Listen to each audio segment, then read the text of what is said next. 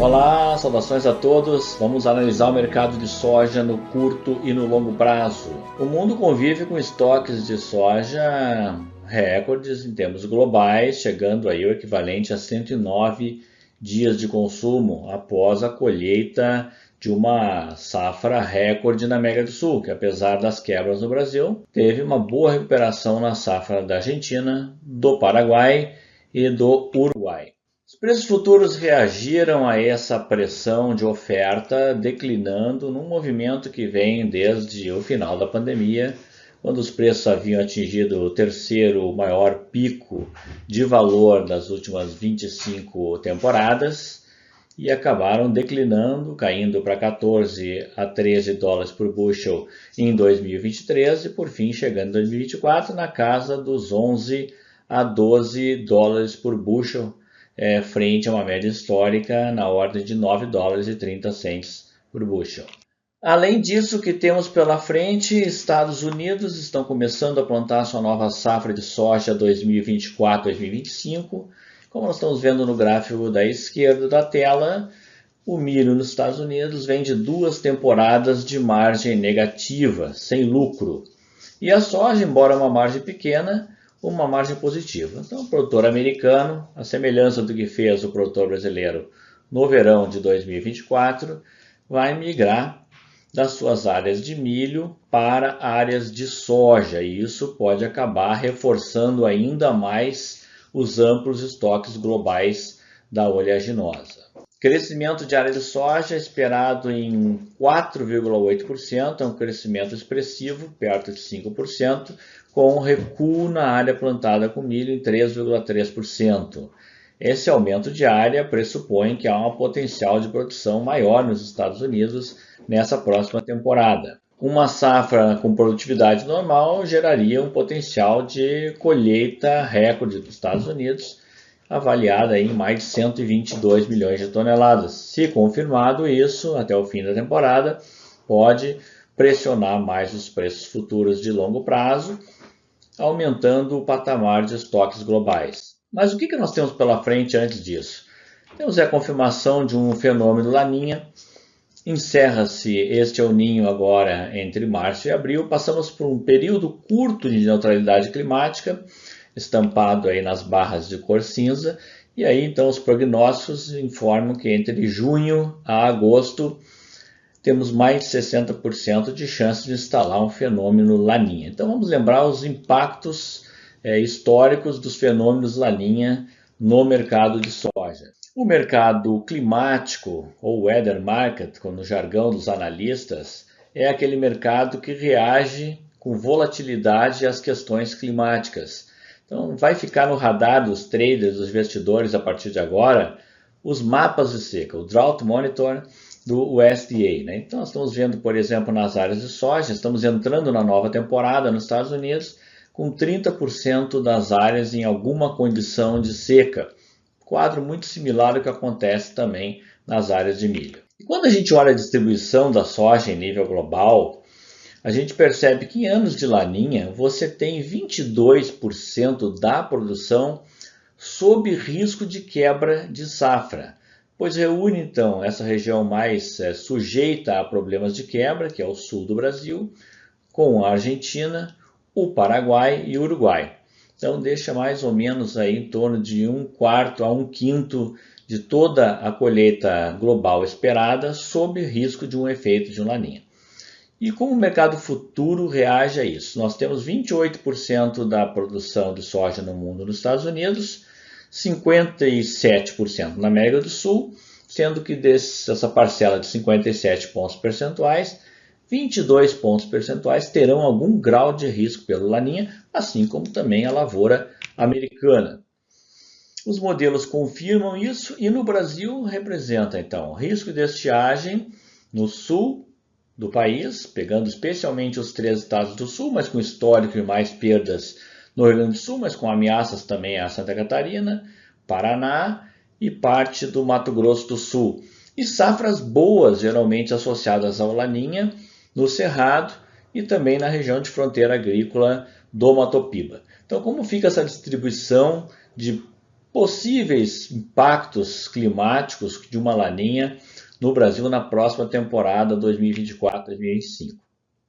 Ora, o Mato Piba, que veio agora de um El Niño e teoricamente seria a região prejudicada, e o Sul, que é uma região beneficiada por El Niño, tem um peso maior na produção brasileira que a região do Mato Piba.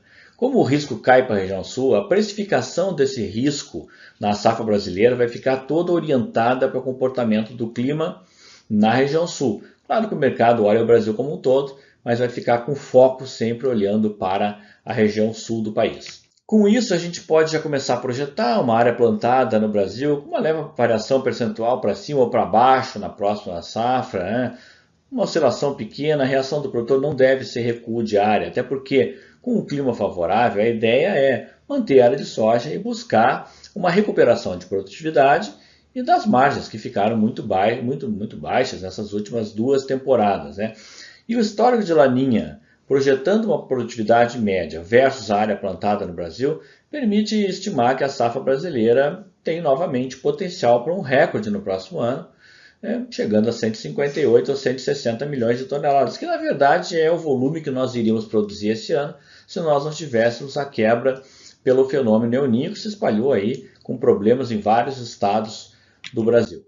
E na Argentina? A Argentina vem também de uma sequência de 3 laninhas no ano passado, 2023, colheu apenas 22 milhões de toneladas. Esse ano ajudou a pressionar os preços globais com o fenômeno El Niño, recuperando a sua produção para casa de 50 milhões de toneladas. E já há receio na Argentina que o Laninha possa novamente voltar a prejudicar a produção de soja do país.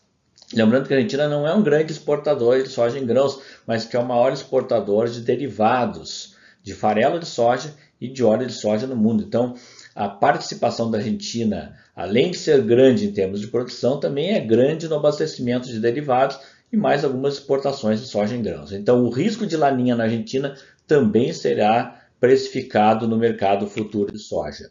Nesse fechamento mostrando aqui da Bolsa de Chicago no dia 26 de março, a gente vê que as cotações de curto prazo e de médio prazo voltaram ao patamar dos 12 dólares por bushel, mas vejam, o viés ainda é baixista no longo prazo, pensando na temporada 24-25 e 25-26. Por quê? O mercado precifica uma situação de uma área maior nos Estados Unidos, potencial para uma colheita recorde, e mais adiante, né, o fenômeno laninha instalado pode beneficiar uma grande parte do Brasil e prejudicar uma parte do sul da América do Sul. Mas o fato é que nós vamos ter a partir de agora o chamado mercado climático, impulsionado pelo início do fenômeno laninha.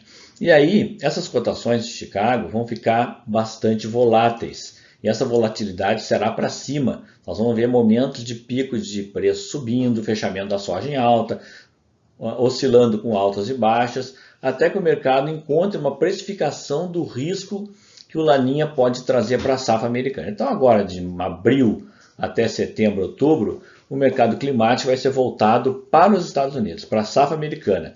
E a partir de agosto, setembro, com o plantio da safra na América do Sul, começando pelo Brasil, o mercado climático se desloca para a América do Sul e também começa a precificar o risco dessa laninha sobre a safra aqui do Brasil. Isso vai permitir bons momentos, tanto para vender a soja no mercado disponível, de abril em diante agora, que o saldo dos 60% a 65% da soja que não foi vendida ainda até agora, e também para começar as fixações da safra de soja de 2024-25, né? Lembrando que nós estamos vindo de 2 anos com baixas vendas antecipadas, que acabaram pressionando os portos, reduzindo os prêmios, o basis, e retirando o lucro do produtor.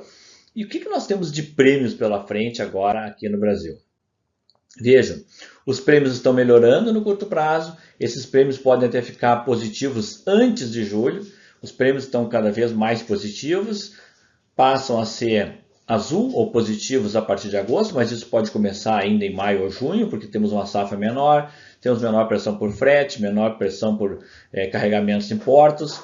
Mas um alerta, para o primeiro semestre do ano que vem, os prêmios que já estão sendo negociados entre traders, entre companhias de exportação, entre cooperativas, já são prêmios negativos. Isso implica em uma pressão baixista na colheita brasileira, ainda que as cotações futuras estejam em alta ou sejam ainda impulsionadas pelo fenômeno Laninha. Então vamos compor esse preço aqui no Brasil, e essa prêmio negativo, prêmio positivo, safra entre safra, mais as cotações futuras, e como ficaria, por exemplo, o preço em Sorriso, Mato Grosso, nessa safra agora e na próxima safra.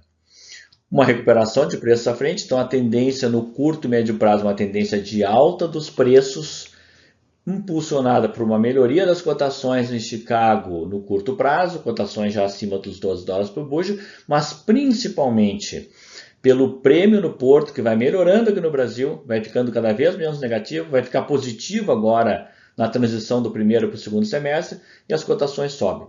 E também fixem a análise nesses primeiros meses de 2025. A gente vê então a pressão de baixa sobre os preços, exatamente já mostrando, né, o tom negativo dos prêmios, do basis negativo, que já são negociados contratos de prêmio para o primeiro semestre de 2025. Então, uma estratégia: avançar na compra de insumos agora. As relações de troca são favoráveis, vão ficando favoráveis agora em abril e maio.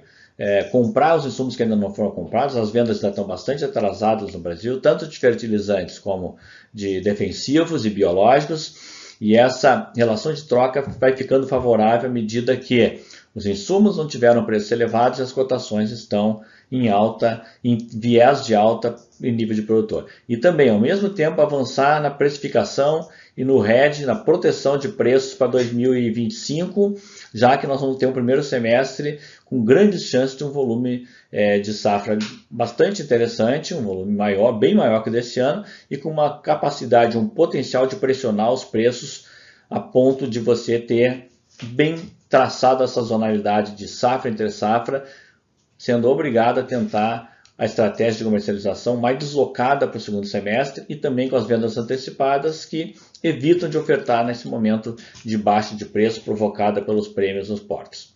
Então fica a nossa dica aí e nos encontramos numa próxima oportunidade.